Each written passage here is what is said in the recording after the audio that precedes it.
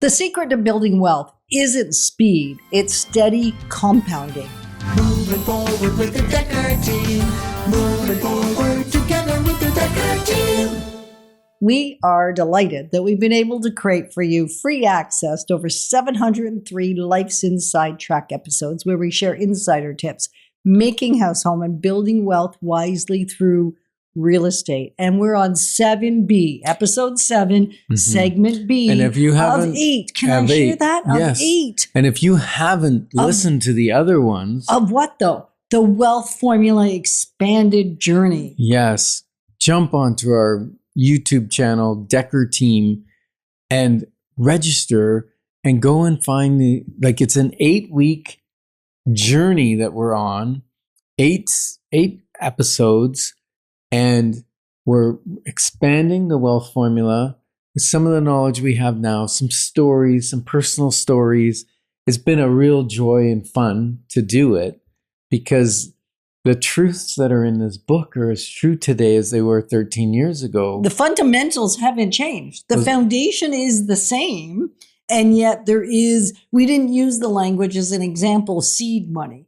We weren't saying, hey, get your seed money established once and let it buy you, ideally at least 4 properties, and you can buy way more, you can buy less, but that's a common good strategy without looking at each person's individual situation. We were not talking that language. We were using different words, and now it just paints an even bigger picture that you don't have to keep accumulating money to grow your wealth. You can, but you can use the same money that you put into your first house and keep using that seed to buy other properties.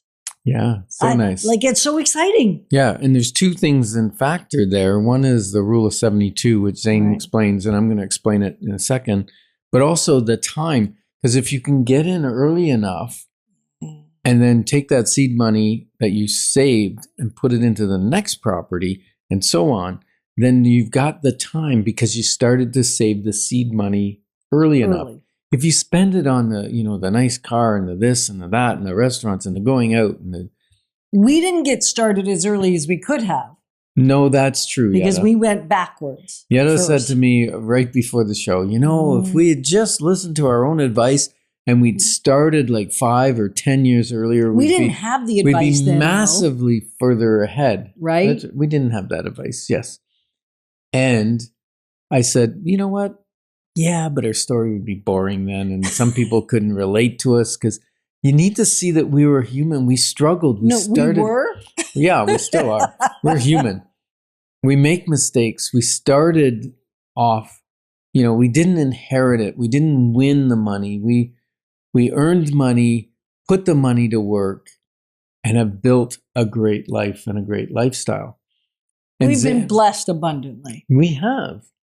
And, Zane is talking to Sarah and David, and he's explaining the rule of 72. And the rule of 72 is although it's called a rule, it's an estimate. Yeah, because it's not actually it's not accurate. And the further you get to one end or the other, the worse the estimate fails. But basically, if you divide your rate of return into 72, it'll tell you how many years approximately it will take for your investment to double. So I'll just say a 10% rate of return is approximately 7 years for the money that you invest to return.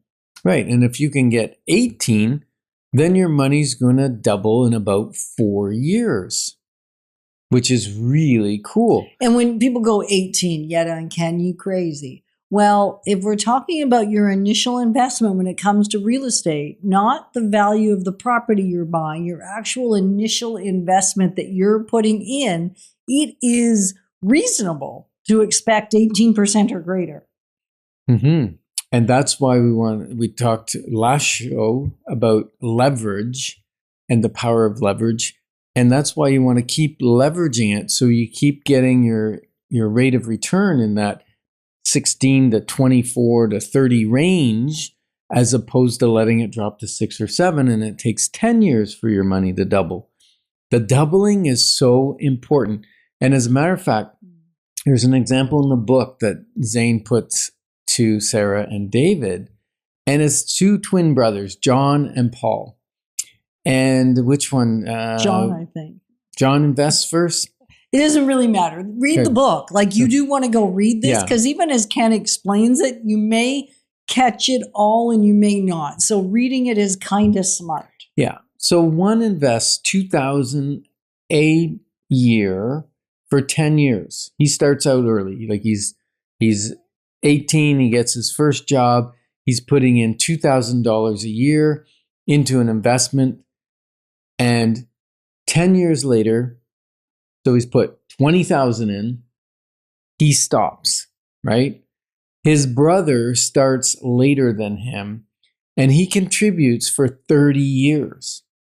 Now at retirement, they both retire at the same time, but the first brother that put his money in early and didn't even put in as much, Not near as but much. put it in early with a certain rate of return, equalized to both of them, the first brother has over $5 million more than the second brother.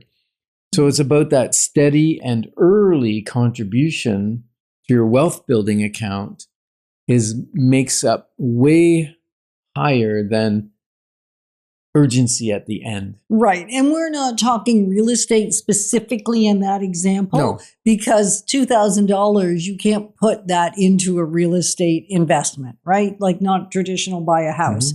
So it's just the idea that the sooner you get started, the quicker you're going, the more you're going to create, because time does the heavy lifting. Yeah. That's why we said the steady compounding will always win over the quick surge. Yes. It's kind of the tortoise and the hare thing. It is. I think of the tortoise and the hare. Well, especially if you often. give the tortoise a head start. Oh, then you're laughing.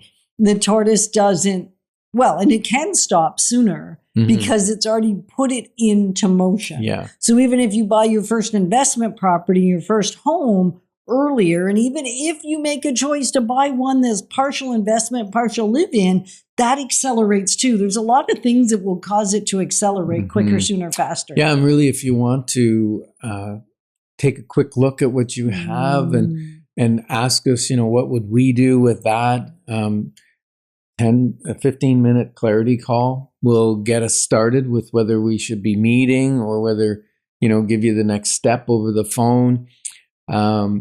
DekkerTeam.com. Jump on there, book a 15-minute call with Yetta or myself, and that's going to be great. Now, BMO did a study, and they found that Canadians who invested even 5 years earlier in their retirement investments, they started 5 years earlier, they accumulate 60% more than those that started later. And it's hard to start early. It is. Because you've got to delay your gratification in so many other areas, because the expenses are heaviest when you're starting out. And yet it's when you're establishing how you're going to live and what your propensity is to have accumulated debt.